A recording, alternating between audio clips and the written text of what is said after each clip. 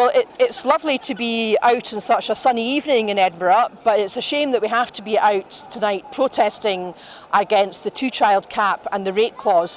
Well more than a year since Alison Thewlis, my colleague at Westminster, first spotted it in the small print of a Tory budget. Very glad to see such a huge demonstration today and so many people still coming along 1 year after the rate clause came into force to show their opposition to this vile and despicable policy. The UK government have never been able to justify this policy, and we saw that this week with Esther McVeigh's pathetic attempts to say that the rate clause was somehow double support for women and that gives them some kind of chance to talk about the most appalling and disturbing experience of their life.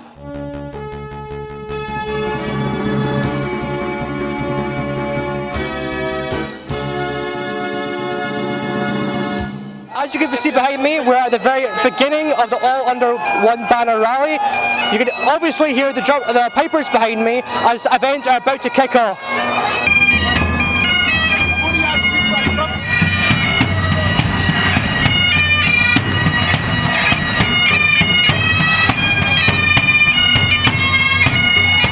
It's time to aim high, look resolutely outwards, and never, ever accept second best. Above all, it's time to believe that we can. We can build that better country we know is possible. And friends, we will. If you enjoy watching our programmes, please help us to be Scotland's independent broadcaster by signing up to become a Broadcasting Scotland supporter.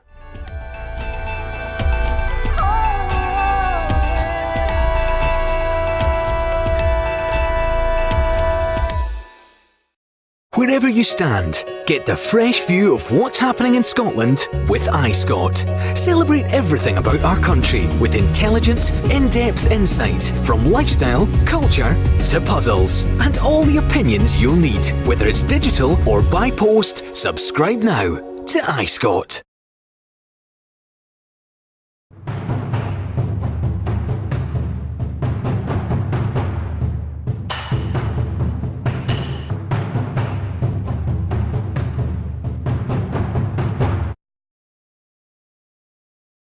Proceeding will start shortly.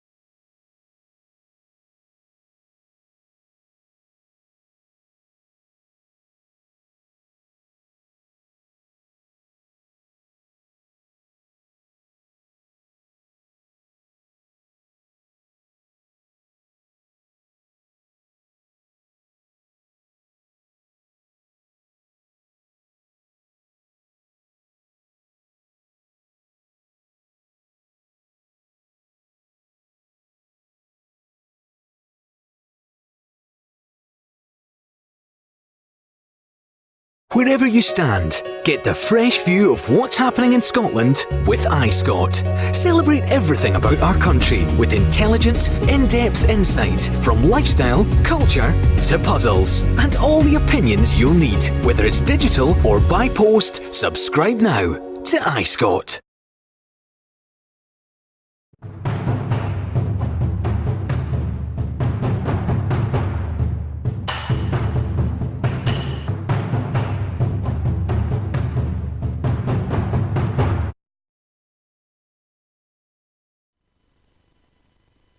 The proceeding will start shortly.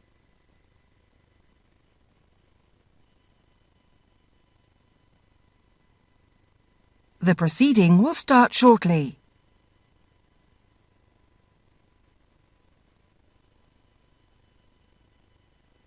The proceeding will start shortly.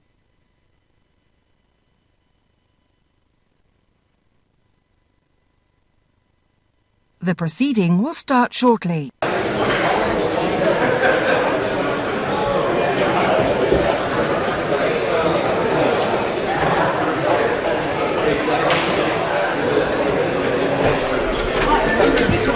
Order, order. questions to the Secretary of State for International Development, Kate Green. Number 1, please.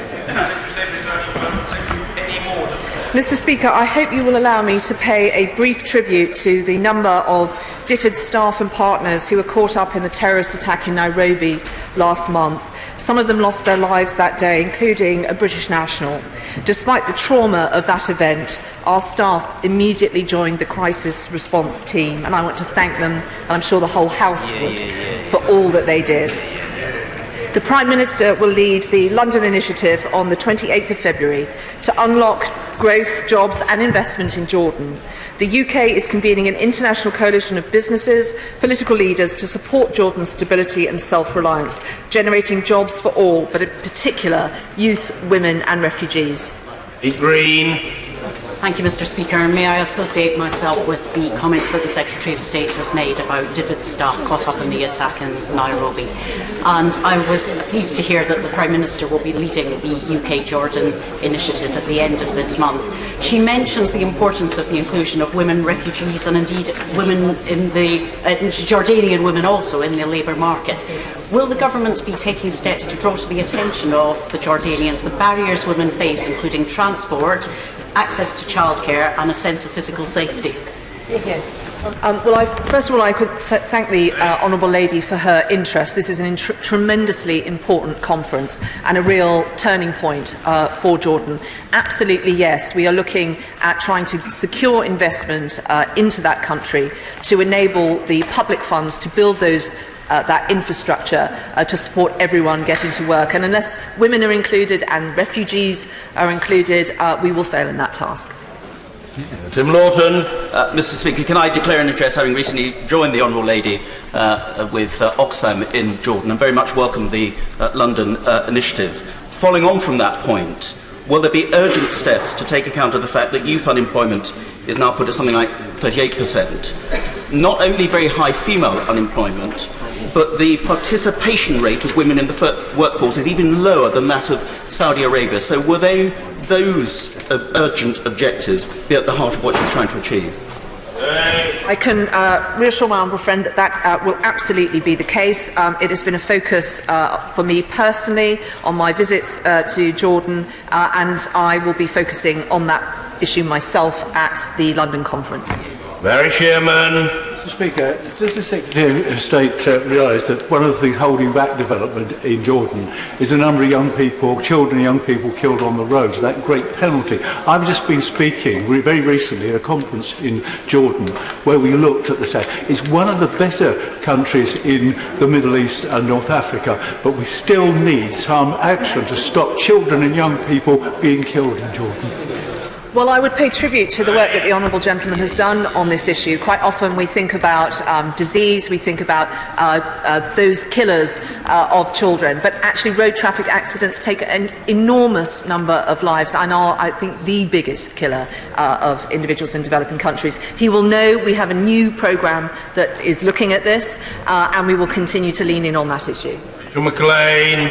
Thank you, Mr. Speaker. I'm sure I speak for many. Number two. Number 2, Mr. Speaker. Thank you, Mr. Speaker. The UK leads the world in our support to the Africa-led movement to end female genital mutilation. In 2018, we announced the biggest single investment worldwide to date by any international donor, a further £50 million UK aid package to tackle this issue across the most affected countries in Africa. Thank you, Mr. Speaker. I'm sure I speak for all members. We were so disappointed that the FGM bill did not receive its second reading in this House last week. So I am pleased to see that the government has committed to bring back this bill in government time.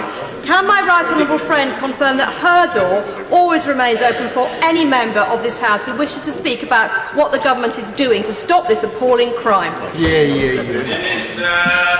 Well, Mr. Speaker, I am pleased to be able to confirm that, and I know my right honourable friend wearing her gender inequalities hat has reached out to the member for Christchurch, and I know she's hoping to be able to sit down with him and with other colleagues should they wish to discuss this important issue. Anne Clwyd. Thank you, Mr. Speaker. Since I got my act through Parliament on FGM in 2003, we've only had, as you know, one one successful prosecution, which is a disgrace. And I'd like to say I feel embarrassed talking about eradication of FGM in other countries, but I was particularly what has been done in Kurdistan, because from my past experience there is a problem with FGM. Are we tackling it? Well, the Honourable Lady is absolutely right to highlight, Mr. Speaker, the fact that this is an issue that will happen in many countries in the world. The DFID funding that I mentioned and the work that we have been doing has actually been very specifically focused on 17 African countries. And in that regard, I'm very pleased that 8,000 communities representing over 24 million people have pledged to give up this practice. Thank you, Mr. Speaker. Would the Minister tell us why the government hasn't brought in legislation which they control the House and can get it through, rather than leave it to vagaries of the private members' bill? If they're interested in it, do something about it. Well, Mr. Speaker, I think my honourable friend is leading me into paths that are best left to both the government whips and the Ministry of Justice. But of course, the UK does also believe that we can work with some of the citizen-led movements in Africa to change perceptions around this.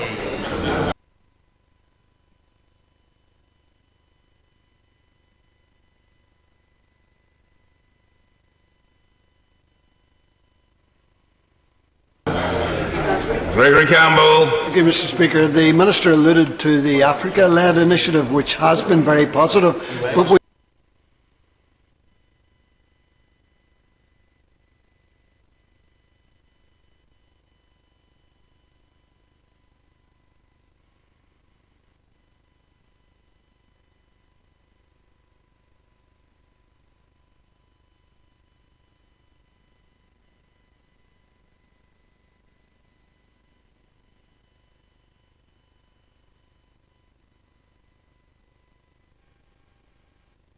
In this country for every country to stop families taking their girls abroad to have FGM done to them.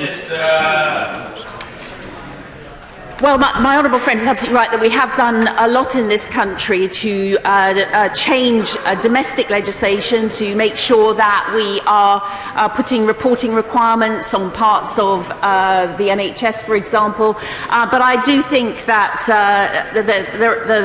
one really must pay tribute to the tireless campaigning by very, very courageous activists, both here and overseas, in terms of changing the practice and changing communities on the ground. Patricia Gibson. Everyone would agree, of course, that we need to tackle female genital mutilation, and the Minister will be aware that the private member's bill was scuppered. In the light of that, can she understand that confidence in the government's willingness to deal with this has been shaken, and now it's important that it moves quickly to restore that confidence? Well, Mr. Speaker, I really would encourage the Honourable Lady to continue with that confidence, and we can point to a very strong track record of working on this issue, not just in the UK, but also in terms of working with some of the African-led initiatives in African countries. But she will have heard in the urgent question, I think it was on Monday, that the Chief Whip has committed to taking forward the UK legislation as quickly as possible. Mr. Speaker, question number 3. Thank you, Mr. Speaker. With your permission, I'll group this with question 8. Yemen remains the world's largest humanitarian crisis, with nearly 80% of the population requiring humanitarian assistance, and the UN is set to launch a new $4 billion appeal for 2019 later this month at a pledging conference at which I'm hoping to represent the UK. The UK is providing £170 million this financial year, which includes enough food for the equivalent of 4 million Yemenis for a month. Kelly Reeves. Over 3 million people have been internally displaced and thousands have been killed in Yemen, mainly as a result of the Saudi coalition bombing campaign. Last year, the cholera outbreak affected 200,000 people. Over 22 million people are reliant on humanitarian aid, and millions of children are unable to go to school. When will the government stop selling arms to Saudi Arabia and work towards an end to the conflict? Well, the situation in relation to the conflict has moved on a degree, with the a fragile peace agreed at the Stockholm Agreement. That fragile ceasefire and redeployment of forces continuing. And as a result of that, the humanitarian situation is improving. The latest figures I have is that in January, commercial and humanitarian imports via sea, overland and container met 94% of monthly food requirements and 83% of monthly fuel requirements. The situation in Yemen was caused not by the Saudi coalition, but by an insurgency led by the Houthi. Thank you, Mr. Speaker. Before Christmas, there was much discussion about the ceasefire around the Port of Hodeidah and the prospects this would bring for improving the humanitarian situation in Yemen. What further progress does he expect to be made in helping those who have suffered for so long in the Yemen? The ports of Hodeidah and Salif are open and they're taking in more ships. My honourable friend is absolutely right that the test of whether or not the political agreement in Stockholm is having an impact will be measured on success on the humanitarian front. We're continuing to do all we can to support the UN efforts to find a peace in Yemen, and we'll continue to do so. Thank you, Mr. Speaker. The Stockholm Agreement is indeed very welcome, but the Minister is right that it is also fragile. One of the features is the World Food Programme supplies that are very difficult to get access to. Can he update the House on the prospects of that access? Because the head of OCHA has said there's a risk that the food will simply rot and therefore not be available for consumption. He's right. The honourable gentleman's right. I spoke to World Food Programme Director David Beasley last week.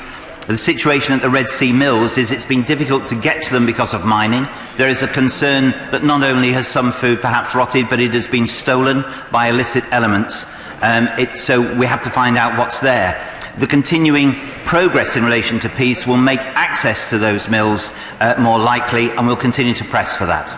Sir David Evener. Thank you, Mr. Speaker. I welcome what my right honourable friend and his department are doing in this tragic situation.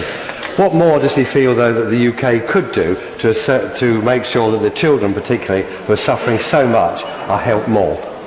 Minister. I'm grateful to my honourable friend. I think the best thing we can do, firstly, is support the negotiations to ensure that the conflict comes to an end. That is the best thing. Second, keep up our support for humanitarian aid and assistance, which has been significant.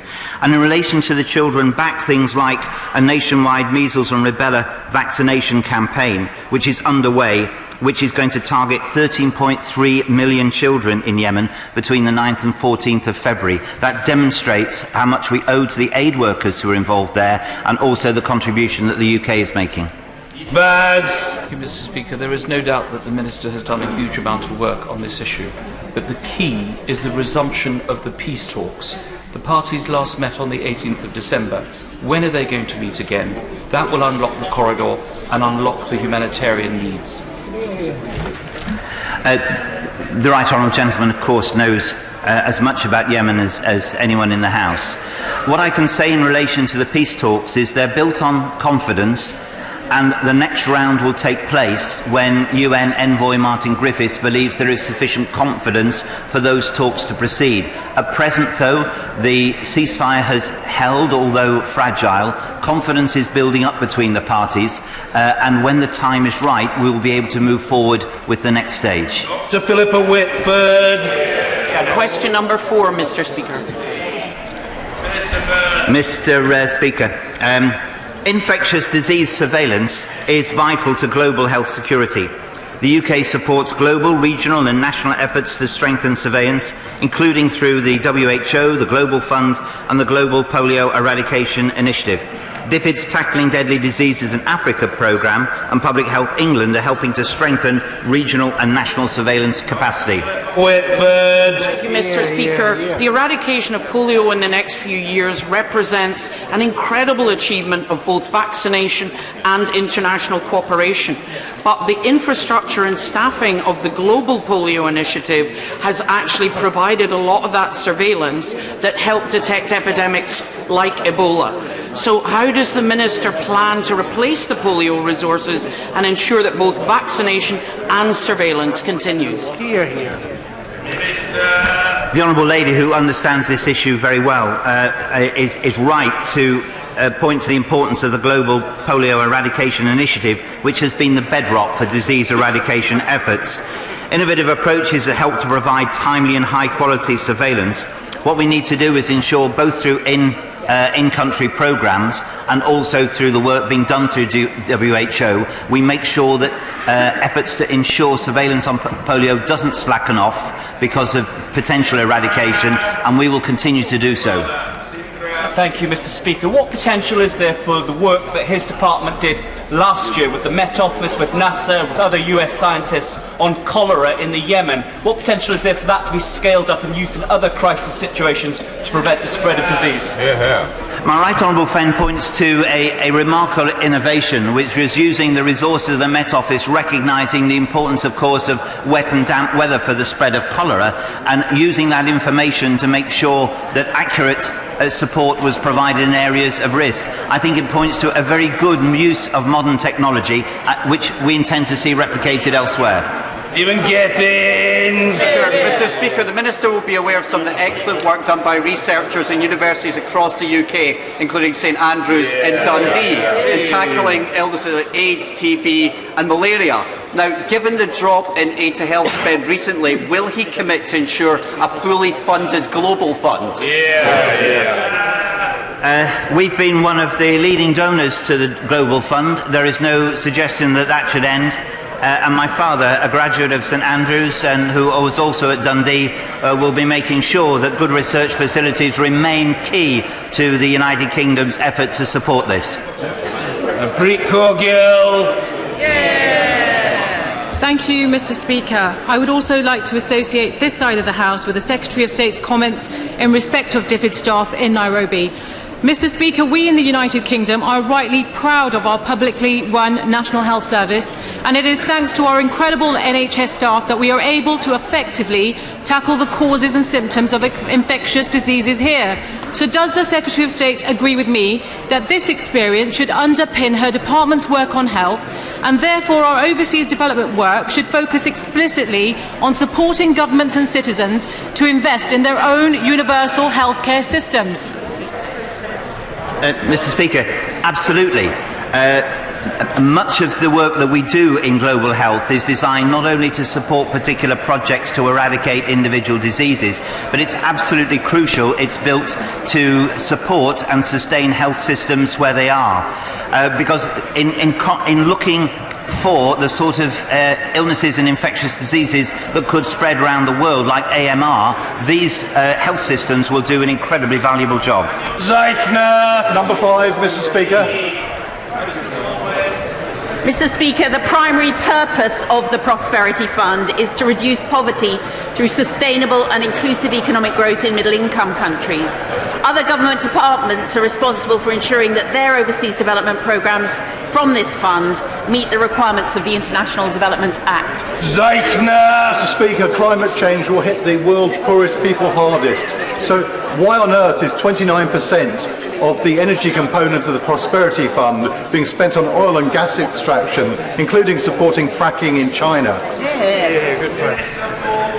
Well, Mr. Speaker, I know that the honourable gentleman shares my commitment to doing what we can to tackle this incredibly important issue of climate change. So where there are opportunities to move power beyond coal that work in terms of climate change initiatives, then I think that's something that we should be wholeheartedly supported. What a pleasure to call a West Country knight, no less. Sir Gary Streeter. Thank you very much, Mr. Speaker. May I strongly support DFID Minister's approach to the Prosperity Fund, which looks to promote economic reform in middle-income countries where 70% of the world's poorest people live. Is it not the case that trade and economic reform are still the most effective ways of lifting people out of poverty? Well, my honourable friend is absolutely correct that the way that the world will end poverty is by having sustainable and inclusive economic growth, and that in order to achieve the Sustainable Development Goals, we need to crowd in not just development finance, but also $2.5 trillion annually in terms of development. Finally, Joe Swinson. Number 6, Mr. Speaker. Missed out the honourable gentleman. That would be a tragedy for the House and for the honourable gentleman. Chris Law, that's it. Thank you, Mr. Speaker. And of course, alleviating poverty should be the core of everything that DFID does. As such, I'm sure the Secretary of State will just be as deeply concerned as I was to see the former Foreign Secretary throw his weight behind a report out this week which calls on changing the Department's purpose from poverty reduction to further, and I quote, the nation's overall strategic goals. So will the Secretary of State now take this opportunity to confirm that the Department for International Development will not become a subsidiary of the Foreign Office, and that the 0.7% GNI will be firmly committed to poverty reduction? Yes, Mr. Speaker, I can confirm that is the government's policy. Jay Swinson. Number 6, Mr. Speaker. Our departments are working together to ensure that development stays at the heart of UK trade policy. For example, we are creating a trade preference scheme which will continue to provide the same level of market access to around 70 countries as provided through the EU Generalised Scheme of Preferences. Vincent! As we learned today that only 6 of the promised 40 trade deals will actually be in place by the end of March, it seems that the International Trade Secretary is in competition with the Transport Secretary for who can do the worst job. But what assurance can this Secretary of State give the House that we will see full impact assessments of social, environmental and human rights of any trade deals before they come into force? Well, what the Honourable Lady says is not the case. We are looking at the EPAs and other arrangements, and it is not, the numbers she gave are not accurate. But our first priority is obviously trade continuity. And after that, we will then be able to introduce the UK Trade Preference Scheme, which will grant duty-free, quota-free access to 48 least developed countries, and it will also grant generous tariff reductions to around a further 25.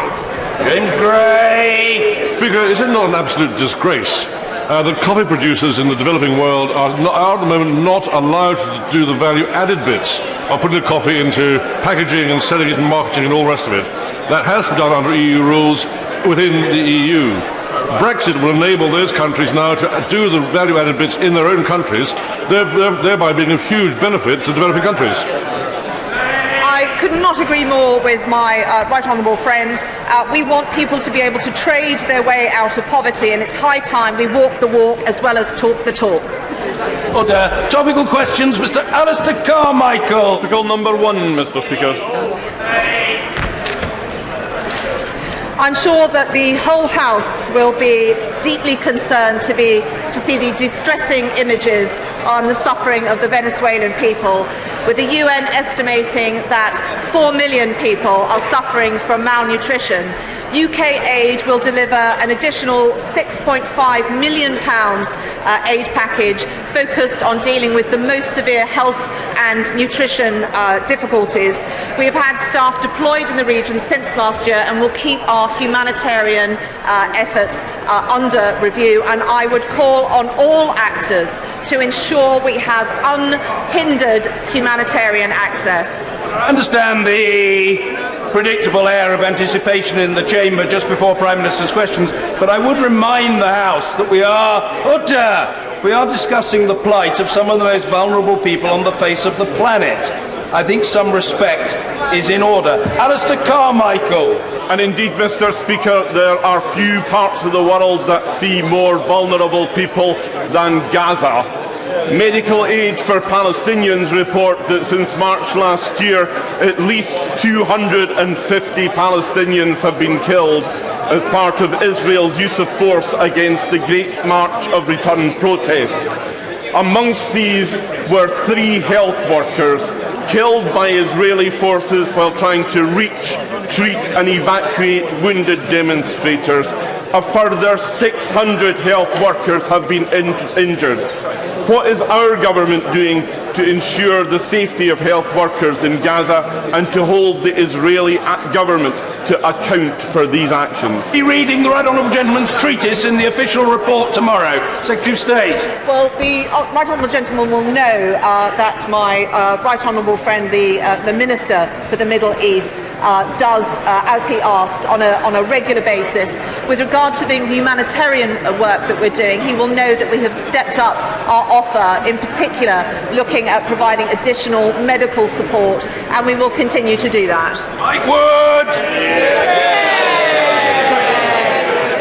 Thank you, Mr. Speaker.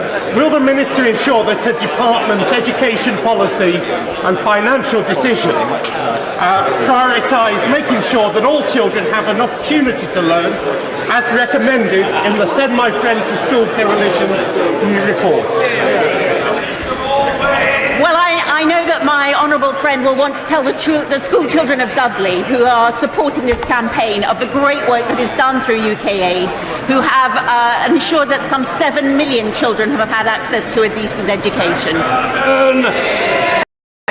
Thank you, Mr. Speaker. Can I ask the Secretary of State, why does she believe the UK's commitment to spending 0.7% of national income on aid is unsustainable? Well, I would thank the honourable gentleman for allowing me to remind the House that it was under a Conservative-led government that our commitment to 0.7 was introduced. It's a Conservative government that has retained that commitment to 0.7. What we want to do, though, in future years is looking at being able to maintain that with public funds, but reduce the burden on the taxpayer.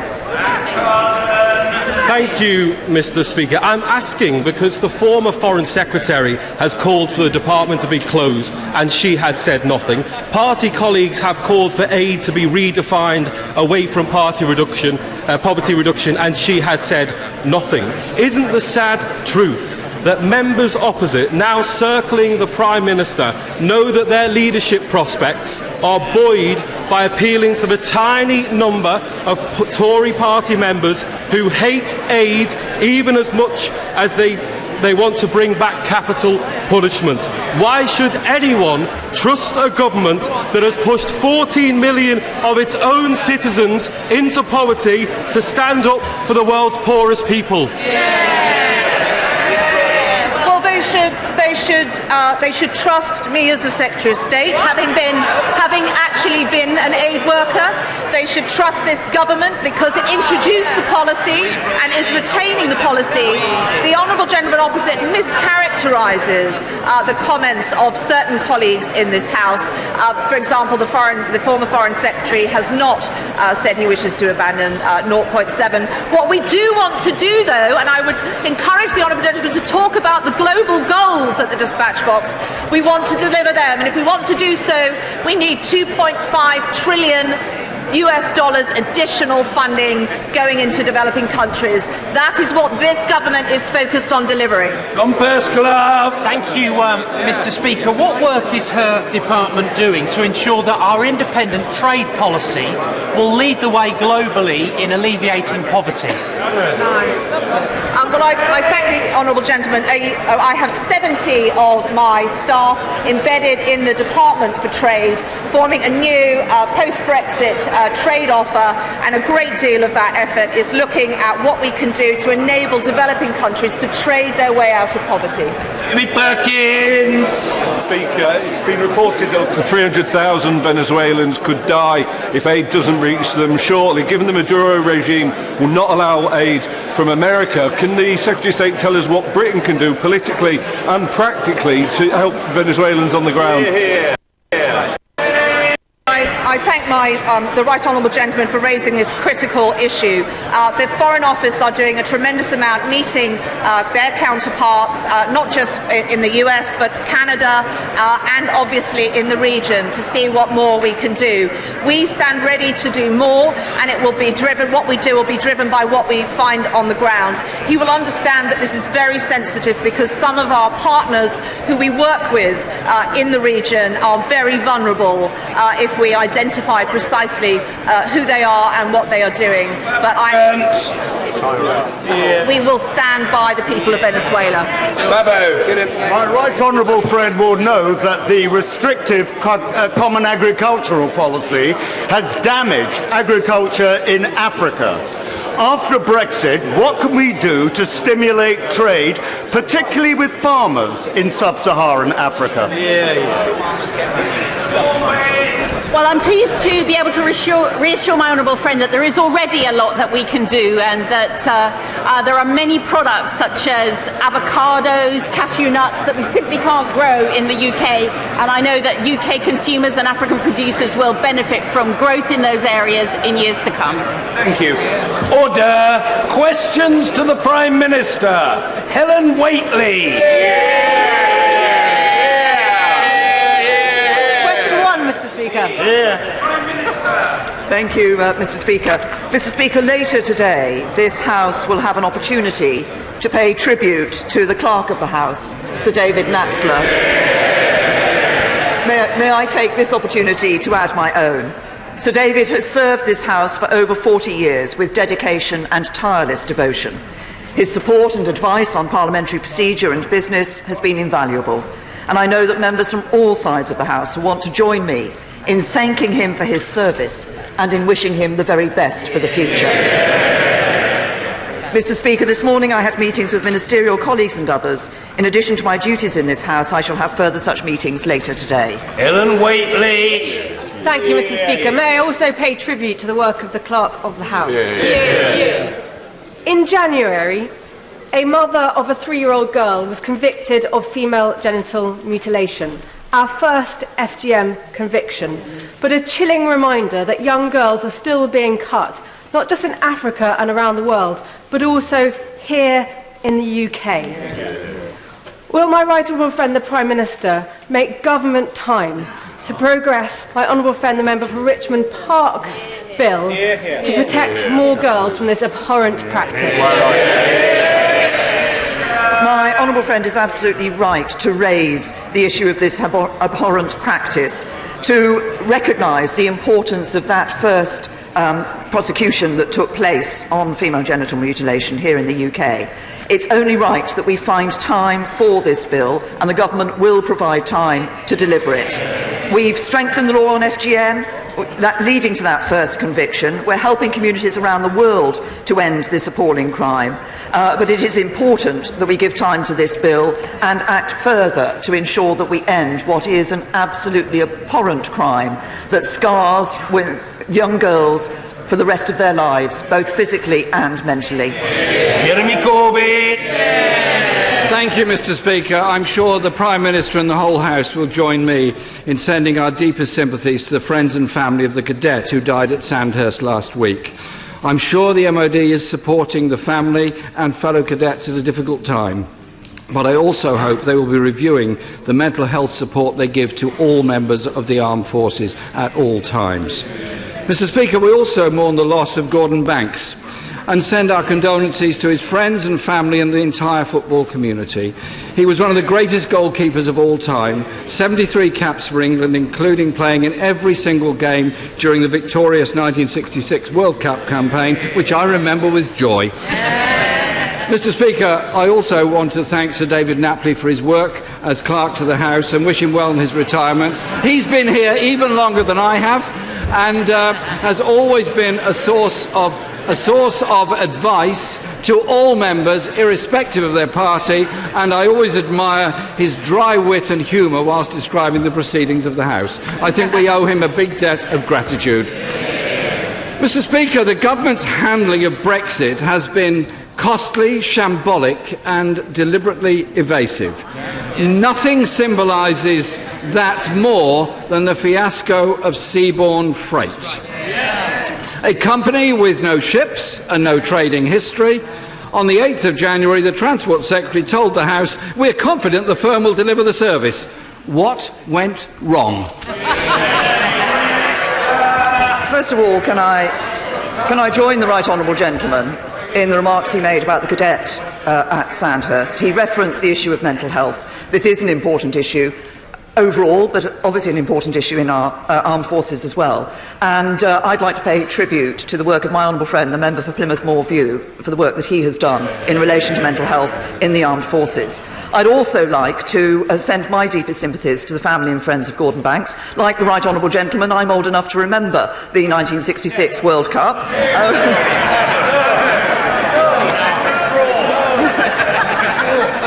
Now, let's be honest in this House. I think that's important. But from being part of that team to I think something else that people remember, the astonishing Pelé save in 1970. He was regarded as one of the world's greatest goalkeepers.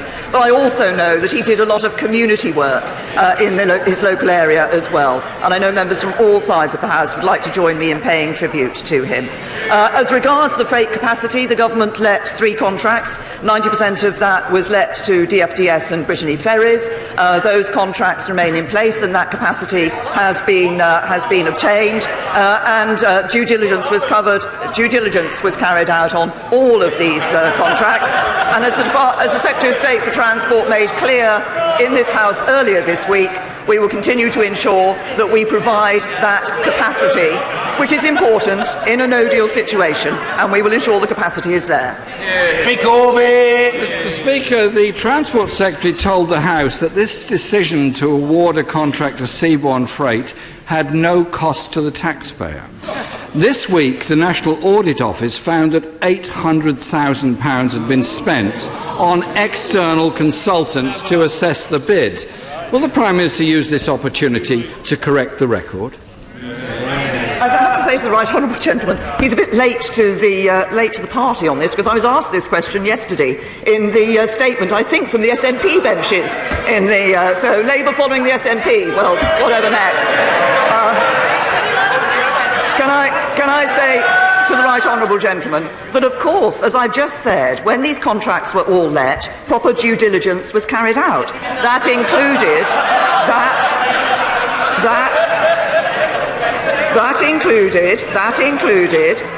third-party assessment of the companies that were bidding for the contracts. There would have been a cost attached to this process, regardless of who the contracts were entered into with. Jeremy Corbyn! I'm really impressed that the Prime Minister can keep a straight face while she said due diligence was carried out. The Transport Secretary said its business and operational plans were assessed for the department by external advisers. On the basis of that advice to his own department, Seabourn was a start-up company with no ships, and the contract was high risk, is what he was told. Why then, if he was told it was high risk, did he proceed with the contract? To the right honourable gentleman, what he appears to be suggesting is that the government should never look at start-up companies, should never look at the opportunities for new companies to be undertaking this here. But it is entirely right that the government has ensured that the majority of these contracts went to established companies, and I think it's entirely right that a company of which due diligence had been carried out. It's no good saying it wasn't, because it was, and we will ensure that the ferry capacity is there. What we're doing, of course, in these contracts is ensuring that we are able to deal with the situation were we to enter into no deal. Now, the right honourable gentleman has said in the past that he didn't actually want any money being spent on no deal preparations. He's also said in the past that he doesn't want us to go into a no deal situation. That's fine, but if he doesn't want us to be in a no-deal situation, he's going to have to vote for the deal. It appears that we have to be fair to those advisers, because they were instructed to restrict their due diligence to the face value of the presentation put to them by Seabourn Freight, a company that had no trading history, and look into the directors of Seabourn, some of whom it appears would not have passed a due diligence test. However, the Transport Secretary told the House this procurement was done properly in a way that conforms with government rules. But what a Freedom of Information request reveals is that the Secretary of State bypassed those rules, as the Procurement Assurance Board, a senior panel of experts and lawyers, were denied the chance to scrutinise the deal. So what action is the Prime Minister going to take over what appears to be a very clear breach of those rules? The contract was awarded following commercial, technical and financial assurance at a level in line with the company's status as a new entrant to the market. carried out not only by senior DfT officials, but by third-party organisations with experience and expertise in this area. That includes Deloitte, Mott MacDonald and Slaughter and May. It was designed in recognition of the risks posed. No money was paid to the contractor. No money would be paid until services were delivered, and therefore no money has been paid to that contractor. But I say to the right honourable gentleman, he has stood here time and time again and said actually that we shouldn't be doing anything to prepare for no deal. It is entirely right and proper that this government is taking the action necessary to ensure that should we it's not our policy to have a no deal, it is our policy to get a deal.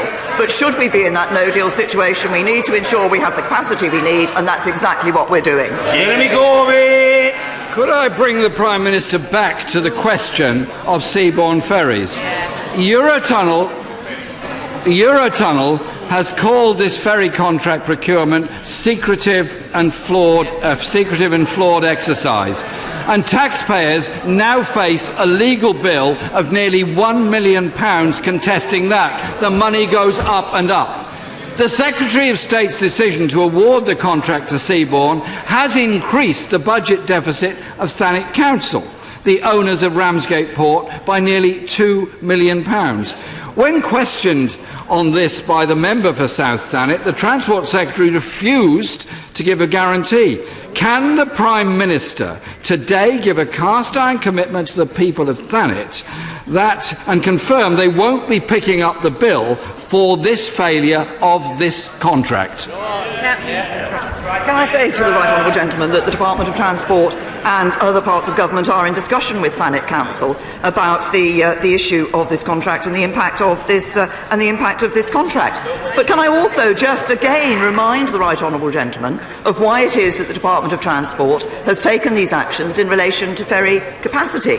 It is in order to be able to ensure that in a no-deal situation we are able to guarantee that medicines will be brought into this country. Primarily, we're prioritising medicines being brought into this country. Again, that was a question I seem to remember being asked on more than one occasion yesterday by members of the SNP who had an interest in that. The right honourable gentleman doesn't seem to be interested in ensuring that we can, in a no-deal situation, provide the medicines that people in this country need. That's what we're doing. That's a sensible approach of a government that is taking this matter seriously. Jeremy Corbyn! Maybe the Prime Minister should follow the advice of the House and take no deal off the table and negotiate seriously with the European Union.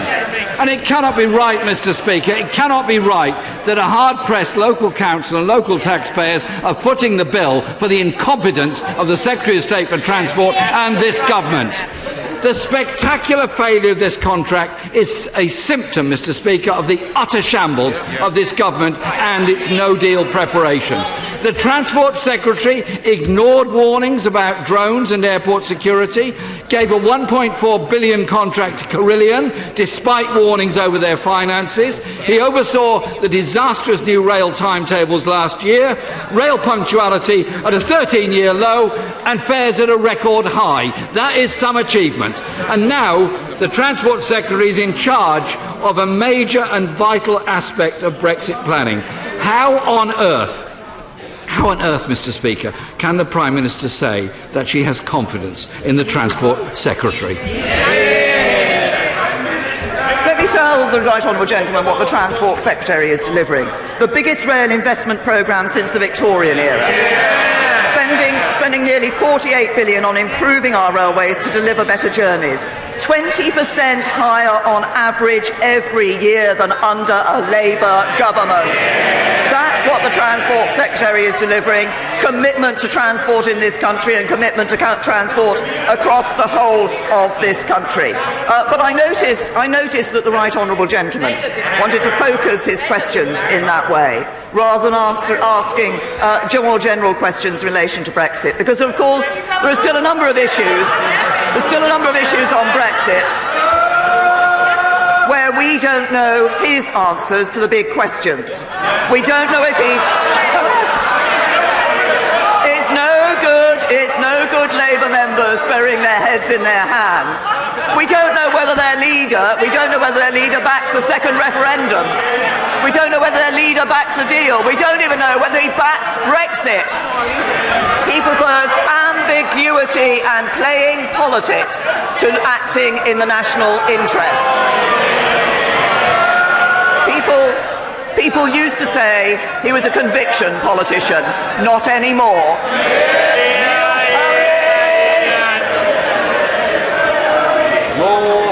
Thank you very much, Mr. Speaker. On Friday, I visited Tiverton High School, a great local school rated good by Ofsted. But Tiverton High School is facing many challenges. The buildings are old and stressed. There's not enough capacity for all local children to attend Tiverton High School because of a growing town and a great town. But also poverty is higher than both the county and England's national average. The school buildings are located in a flood zone. That means that when the X bursts its bank, there is a significant risk to life. That means we really do need a new school. Fortunately, we have a site. Planning Mission and Devon County Council has completed a plan. Will my right honourable friend, the Prime Minister, facilitate meetings between me, the school ministers, so that we can together deliver a new school that Tiverton deserves? Can I thank my honourable friend for raising this issue with me? And obviously the quality of school buildings is an important issue in our education system. That's why we are putting more money into it, and we're investing £23 billion on school buildings through to 2021. But he's raised the specific issue of Tiverton High School, and I'm sure, and I will make sure that a minister from the Department of Education will be happy to meet him and with the head teacher and the council, if that is appropriate, to discuss this issue. Mr. Ian Blackford.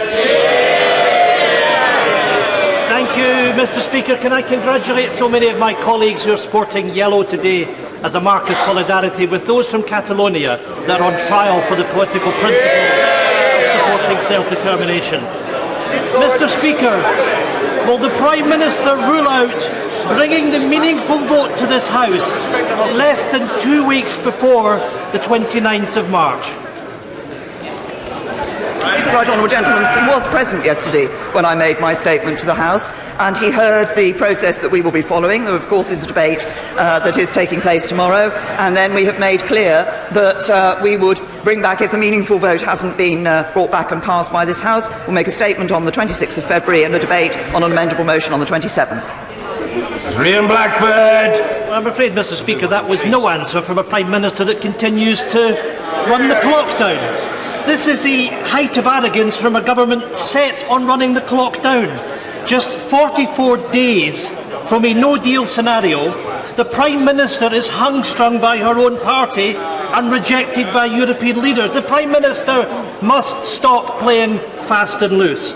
Businesses are begging for certainty.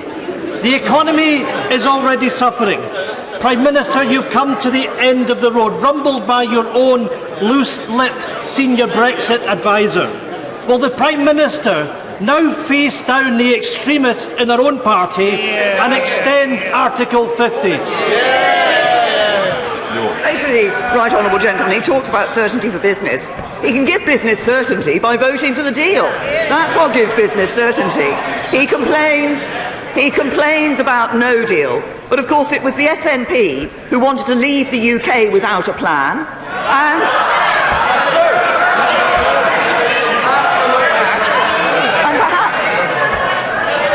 perhaps we should remind the SNP that independence would have meant leaving the EU with no deal. Nigel Evans! Mr. Speaker, I'll be chairing a delegated legislation while the tributes to David Narsler are paid. So could I publicly wish him well on his retirement and thank him for all the support he gave to me, particularly when I was Deputy Speaker. Thank you, David. Good luck. Sladeburn Health Centre serves 1,100 people in the village and surrounding rural areas. It's well used and well loved by an ageing population with no bus service, and the contract's up for renewal, and people really do fear the salami slicing of services, or even worse, the closure. So will the Prime Minister publicly give her support to health services like Sladeburn today, and to say that either reduction of services or indeed even worse, closure would be totally unacceptable? Can I say to my right honourable friend, first of all, I'm aware of the issues with Slaburn country practice. And, of course, we're aware of the pressures facing GPs. That's why there's going to be a major new investment in primary and community health care. This is a very important element of our National Health Service, and that has been set out in the long-term plan. In the event of a practice closure, of course, what NHS England does is assesses the need for a replacement provider before dispersing the list of patients who are at that GP surgery. I understand in relation to Slaburn Health Centre that discussions are ongoing in relation to the future of the practice, and the local CCG are currently exploring options. I'm sure the Prime Minister welcomes the news that Instagram has pledged to crack down on images of suicide and self-harm. However, there are growing online communities which glamorise, encourage and normalise eating disorders, preying on vulnerable people who are going through extremely personal and private battles. Will she agree to meet with me, other organisations and charities to discuss ways in which we can combat this? I'm grateful to the honourable gentleman for raising the action that the Secretary of State for Culture, Media and Sport is taking in relation to this issue of social media sites, and indeed the action that the Home Office is taking in conjunction with DCMS on this issue. We do want to see social media companies doing more to ensure that they're not promoting harmful content to vulnerable people. The honourable gentleman has raised the specific issue of, I think, eating disorders was in his question, and the impact that that can have. We do want to ensure that we're doing this in a way that does help to keep people safe in terms of what the sort of images that they're looking at. And I will ensure that a minister from the department meets with him to discuss this issue. Henry Smith. Thank you, Mr. Speaker. Notwithstanding Brussels barroom chatter, will the Prime Minister rule out a delay of Brexit beyond March the 29th? And will she also rule out a future customs union arrangement which would prevent us doing those global trade deals which the Bank of England governor says is a potential golden age of trade? As my honourable friend knows, I've been very clear, and the government's been clear in the proposals that we've put forward for customs, that we want to have that independent trade policy. It's specifically referenced in the political declaration, and we believe it is important. And I'm pleased to hear what the governor of the Bank of England has said today on the importance of free trade around the world. On the first point that my honourable friend raises, I'm grateful that he has asked me that question rather than relying on what someone said to someone else as overheard by someone else in a bar. It's very clear the government's position is the same. We triggered Article 50. In fact, this House voted to trigger Article 50. That had a 2-year timeline. That ends on the 29th of March. We want to leave with a deal, and that's what we're working for. Luke Pollard. Thank you, Mr. Speaker. 2 weeks ago, I asked the Prime Minister to unblock the funding for Dawlish to give us the investment to improve that train line. 2 weeks later, we still have no funding. I worry, Mr. Speaker, that Brexit is causing the government to sit on announcements that need to be made, both on rail funding and the long-term basing of the Royal Marines for Plymouth. So can the Prime Minister tell the Transport Secretary to get on with it and announce the funding for Dawlish this week without any further delay? Well, to the honourable gentleman, as I said to him then, the department's been reviewing the proposals that Network Rail have put forward for an effective and resilient solution in relation to the Dawlish line, and there'll be an update on funding in due course. There is, of course, already the first phase of work to protect the seawall at Dawlish began in November. That's part of the 15 million wider investment to make the railway at Dawlish and Teignmouth more resilient to extreme weather. Thank you, Mr. Speaker. I know from the doorstep in Corby and East Northamptonshire that local people want to see more police officers out on the beat, catching criminals and deterring crime. With the additional money that she's rightly announced for policing, will she join me in calling for that to be invested in frontline presence? Well, can I say to my honourable friend that I recognise the comments he's made, obviously, from the doorstep. I know he's an assiduous member who listens to his constituents and takes their views and brings them into this chamber. It is, of course, important that we have made more money available to police forces. I'm pleased to say that what we are now seeing is that the number of people joining officers joining police forces is at its highest level for 10 years. But we did make more money available to police forces, £970 million over the next year. What I think is a sadness in this chamber is that the Labour Party voted against it. C. Lucas. Thank you, Mr. Speaker. What has the Prime Minister got against towns in North Wales? In the week following the loss of a £20 billion Hitachi contract in the region, the government she leads announced the moving of 380 Wrexham tax office jobs to Liverpool and to Cardiff city centre. Is it her view that towns across the UK should not have public sector jobs? No, it is not. And I have to say to the honourable gentleman,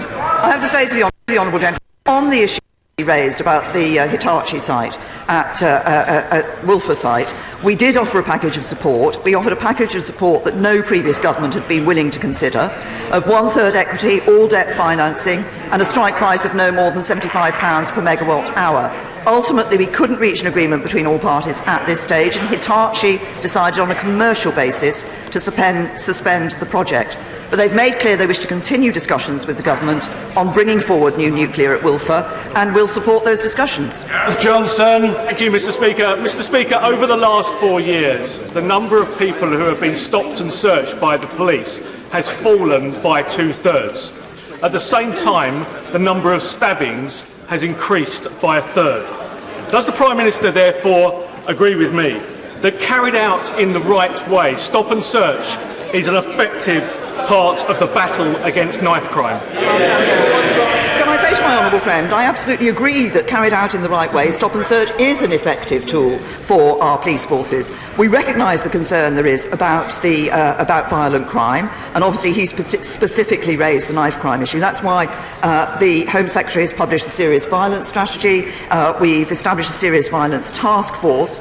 But on the point about stop and search, just to reiterate, what we want the police to do is to use stop and search properly and lawfully. It is a vital and effective policing tool. What we expect them is when they use stop and search, they do it lawfully. Steve McCabe. Mr. Speaker, I'm sure you recall the halcyon days when the Prime Minister told a rapturous Tory conference that she'd put an end to rip-off energy companies once and for all. On Thursday, Ofgem relaxed her energy cap. On Monday, E.ON announced a 10% price increase, and now we discover that the number of households in official fuel poverty has grown to over 2.5 million. How does she think she's doing? I say to the honourable gentleman that, of course, it is this government that has introduced the energy price cap.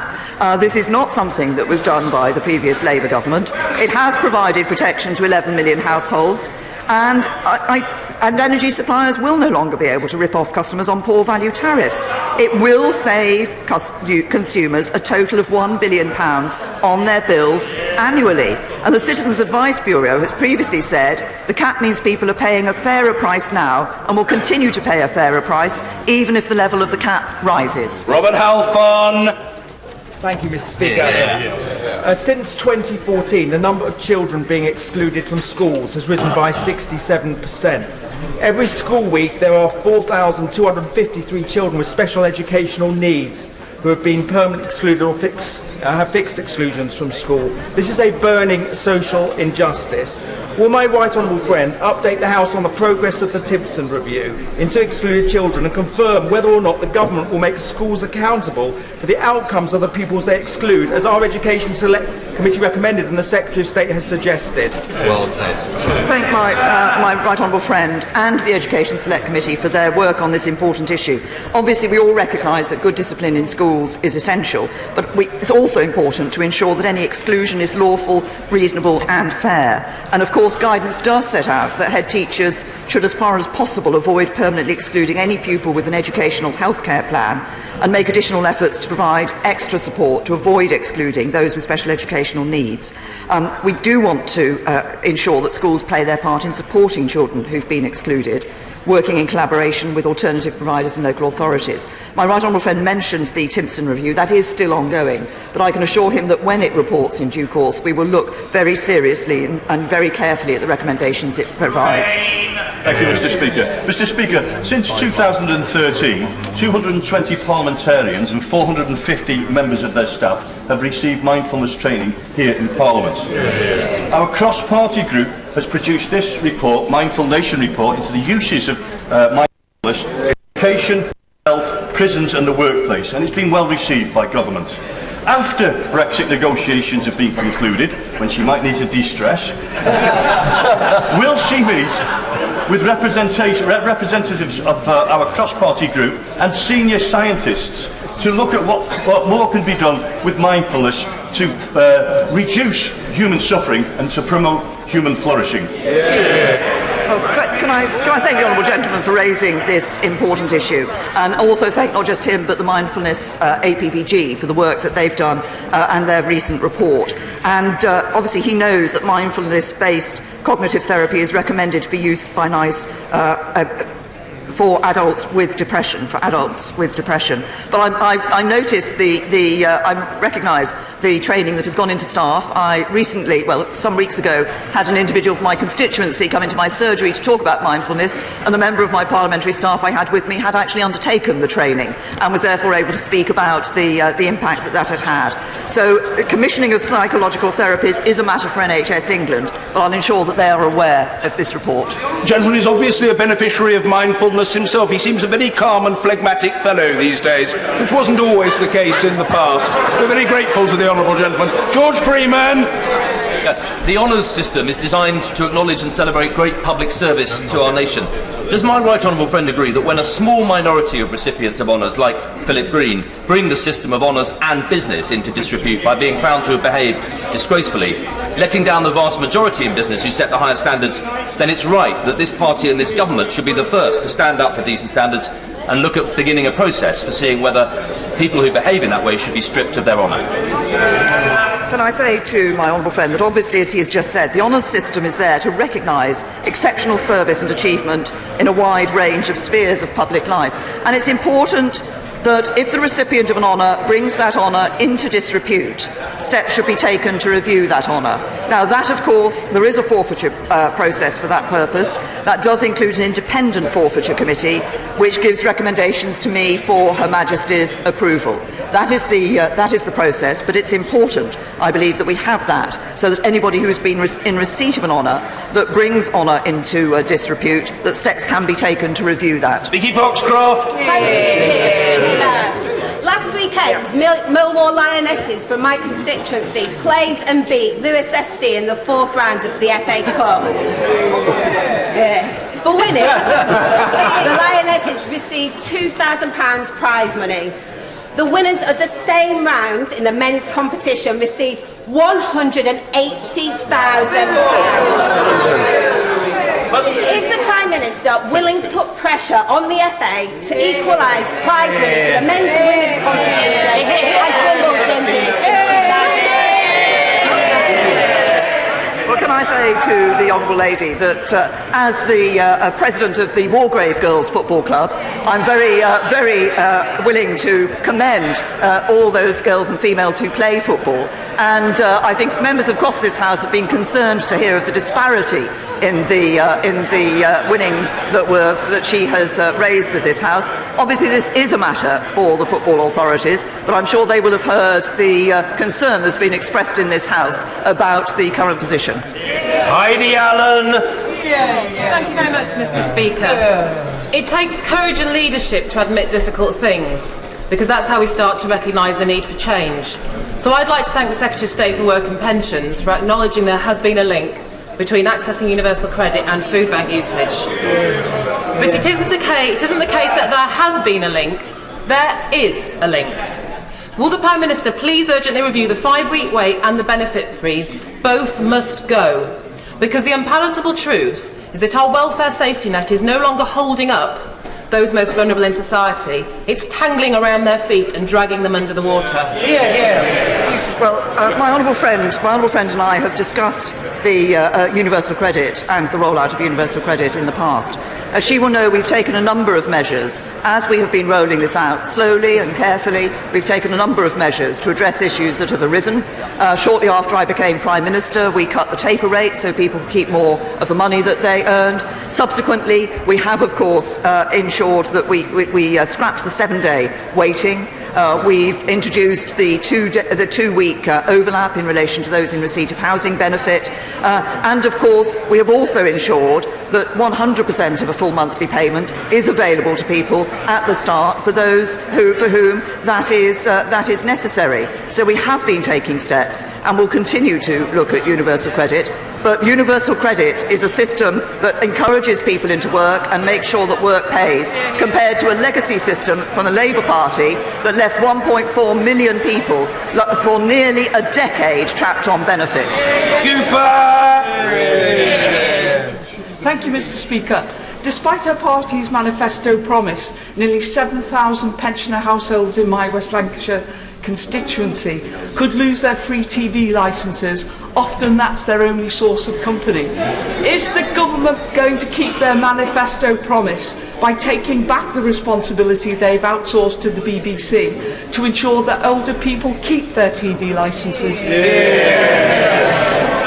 The Honourable Lady, obviously I recognise the value that people across the country place on having a television, and for many elderly people, obviously, the connection that brings with the world, and that's why the free licences for the over 75s are so important.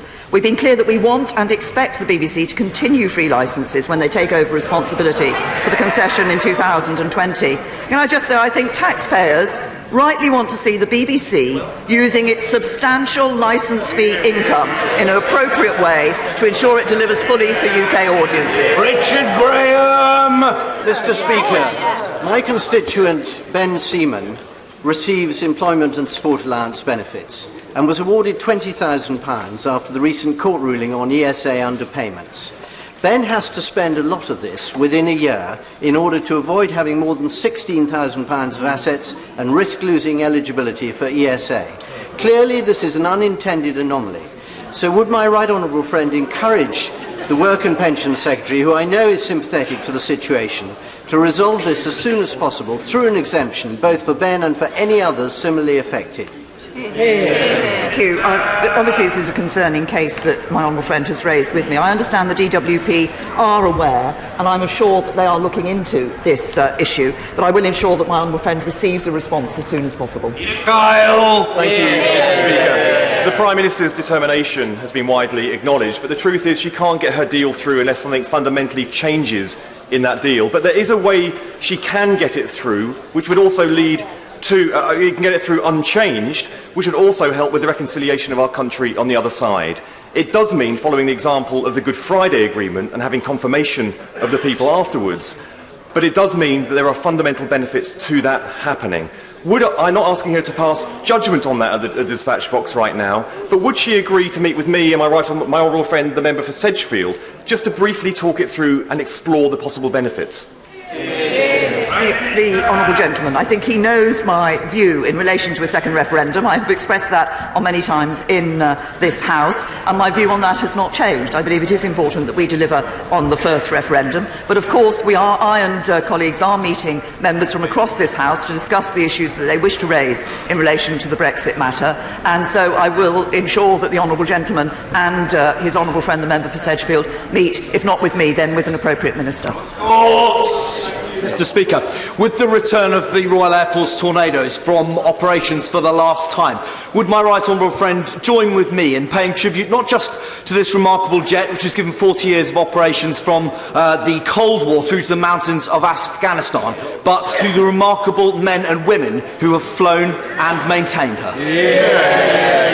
Can I say to my honourable friend, I'm very happy to join with him in paying tribute to the Tornado and to the men and women who have flown and maintained the fleet over the last 40 years. He's referenced the Cold War to the mountains of Afghanistan, from the Gulf War through to operations against Daesh in Syria and Iraq.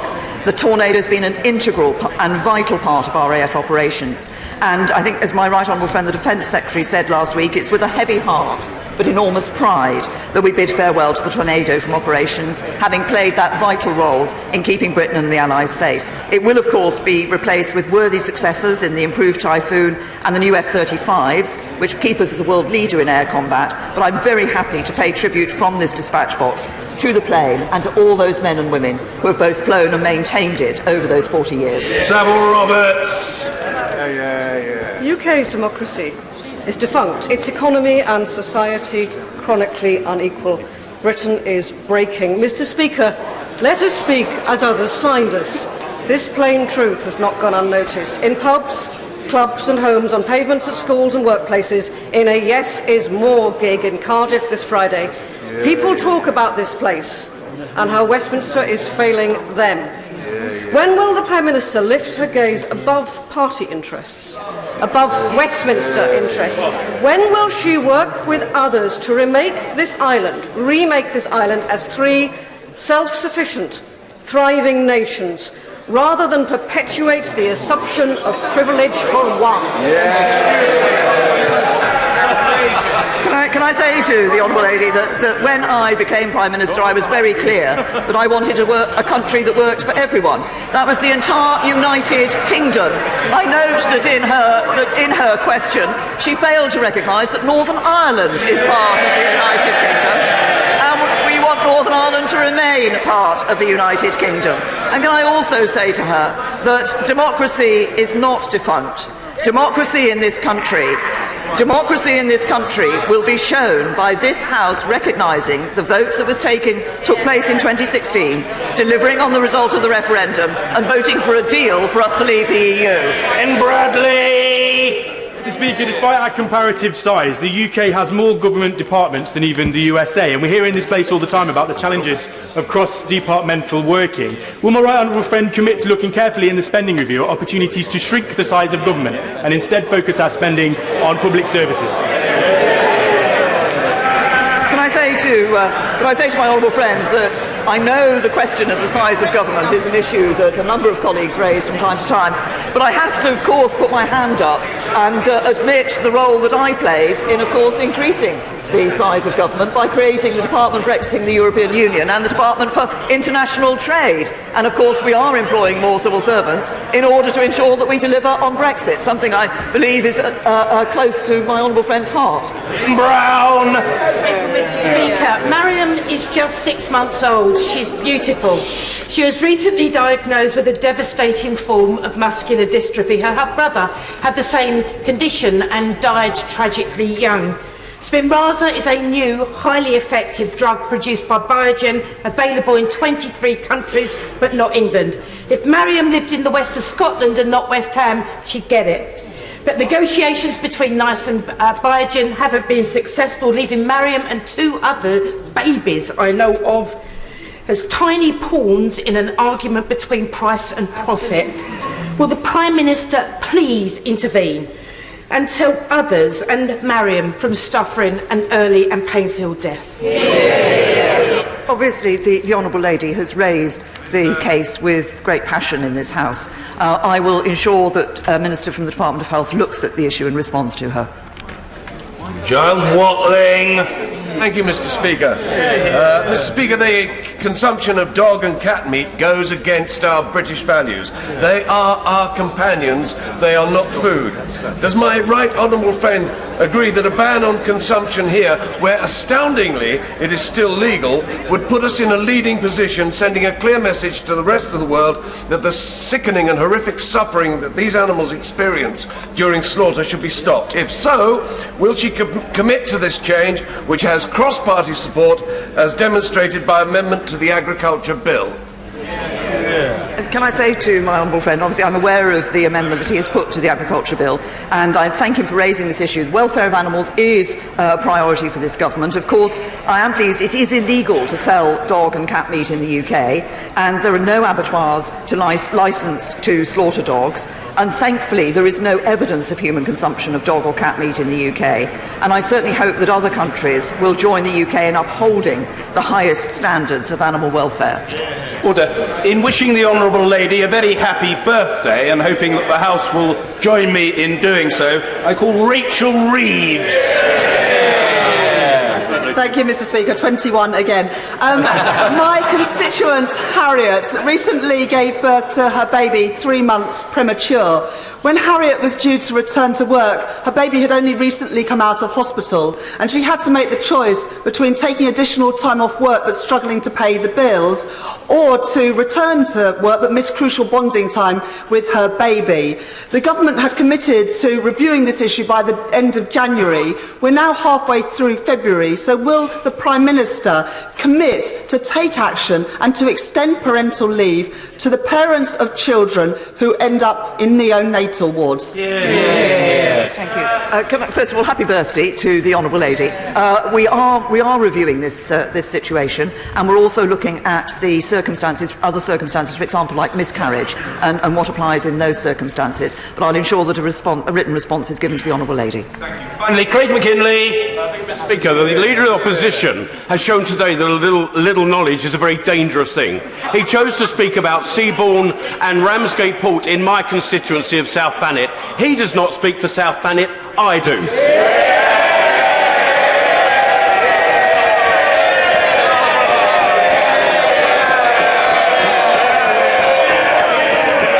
Can my right honourable friend assure me that the people of Thanet are ready and prepared to keep that port open for Brexit eventualities? Could she give a commitment to Thanet District Council to indemnify them for costs here on in? Can I say to my honourable friend that no one can doubt the passion and vigour with which he speaks up for the people of his South Thanet constituency. He's raised the issue of Ramsgate Port. I am aware of the interaction that's been, the discussion that has been between Thanet Council and the Department for Transport, and I believe that continues. Obviously, I recognise the significance of the possibility of ensuring that there is suitable capacity available to access Ramsgate Harbour, and I will ensure that the Department of Transport looks at the specific issue that he has raised. Order. Yes, on this occasion I will take the point of order from the Right Honourable Gentleman Member for Ross, Skye and Lochaber, because I gather that it appertains to the session which has just concluded. But I just very gently say to the Right Honourable Gentleman that I hope that this isn't a cheeky ruse to be deployed on a weekly basis to secure for himself a third question which our procedures do not allow, because that would be very wrong, and I'm sure that the Right Honourable Gentleman wouldn't knowingly do anything very wrong. We'll put it to the test. There's a certain amount of chuntering from a sedentary position, not least from the Right Honourable Lady, the member for Broxtowe, to suggest that she thinks that he might engage in such behaviour. But I'm a charitable chap, and I'm prepared to give him a chance. Mr. Ian Blackford. Thank you, Mr. Speaker, and heaven forbid that anyone would abuse the privilege that you afford us on such occasions. Mr. Speaker, I think all of us recognise the responsibility of the language we use in discourse that we have in this House. And can I try and be helpful to the Prime Minister, because perhaps inadvertently she misled the House when she said that there was no plan for Scottish independence, because unlike the Brexit campaign, it was no more than a slogan on the side of a bus. We had, Mr. Speaker. I'm very grateful to the Right Honourable Gentleman who's brandishing a document, and I've got a feeling it will feature in his next press release. And seriously, he's made his point with force and alacrity, which requires no reply. And I hope the Honourable Gentleman is satisfied with his prodigious efforts, but we'll leave it there. Well, the Honourable Gentleman ought to know about good behaviour in the Chamber and elsewhere. The Honourable Gentleman is a distinguished football referee. I tell people watching our proceedings, Point of order, Mr Douglas Ross. I appreciate that, Mr Speaker, and I just wonder for clarification, since the Right Honourable Gentleman held up a copy of the SNP's white paper, how I could get on record that that white paper actually contained many errors and omissions. For example, it didn't include any transition costs, it wildly overstated the projected revenue from oil, and interestingly, many of the proposals contained in that white paper were actually already powers that the Scottish Government and the SNP had at Holyrood in Edinburgh. Let me just say to the honourable gentleman that he has found his own salvation, as he well knows. Hitherto, I had always thought that the honourable gentleman, the member for Anhelion and Yar, was a notably cheeky chappie in the chamber. But I realise that the role of cheeky chappie is not confined to the Scottish National Party. But we're grateful to the honourable gentleman who's made his point and looks very delighted with his efforts. We'll leave it there if there are no further points of... Point of order. Yes, well, the honourable gentleman from Anhelion and Yar looks very happy. Yes, we don't need to hear from him further at this time. Yes, I know. No, but I remind the honourable gentleman that he also has a cerebral status as the chair of a select committee, and should behave with due decorum to reflect the very high standing he enjoys, possibly in Scotland, but certainly in the House.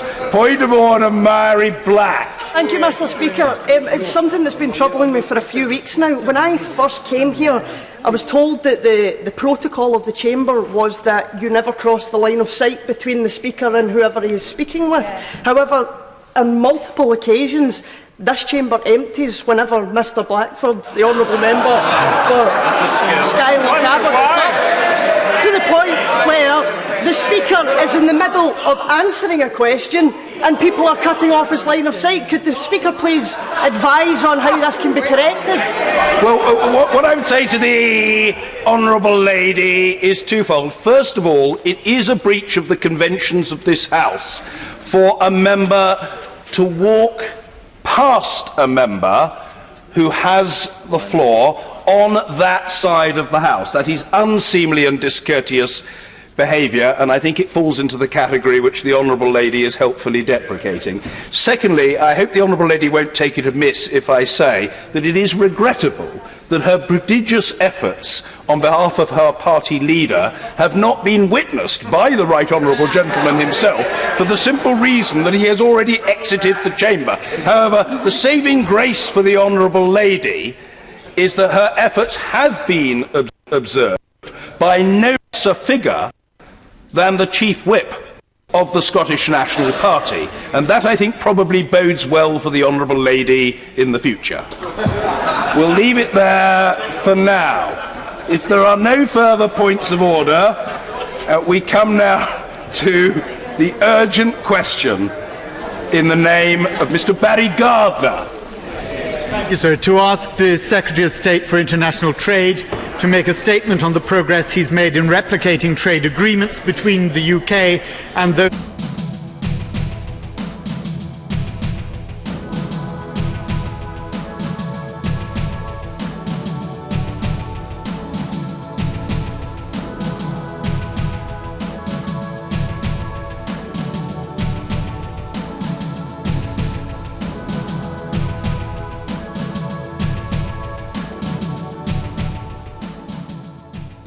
Well, it's lovely to be out on such a sunny evening in Edinburgh, but it's a shame that we have to be out tonight protesting against the two-child cap and the rate clause. Well more than a year since Alison Thulis, my colleague at Westminster, first spotted it in the small print of a Tory budget. Very glad to see such a huge demonstration today and so many people still coming along 1 year after the rate clause came into force to show their opposition to this vile and despicable policy. The UK government have never been able to justify this policy, and we saw that this week with Esther McVeigh's pathetic attempts to say that the rate clause was somehow double support for women and that gives them some kind of chance to talk about the most appalling and disturbing experience of their life.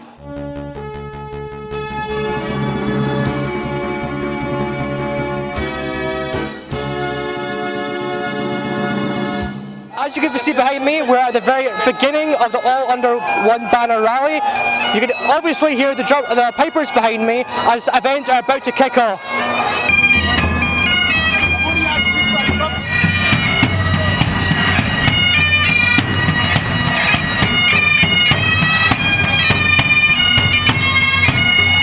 It's time to aim high, look resolutely outwards, and never, ever accept second best.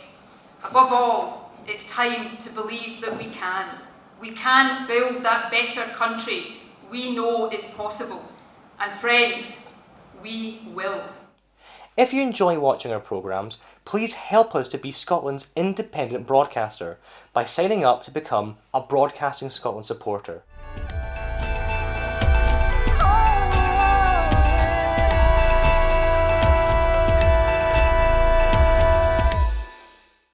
Wherever you stand, get the fresh view of what's happening in Scotland with iScot. Celebrate everything about our country with intelligent, in-depth insight from lifestyle, culture to puzzles, and all the opinions you'll need. Whether it's digital or by post, subscribe now to iScot.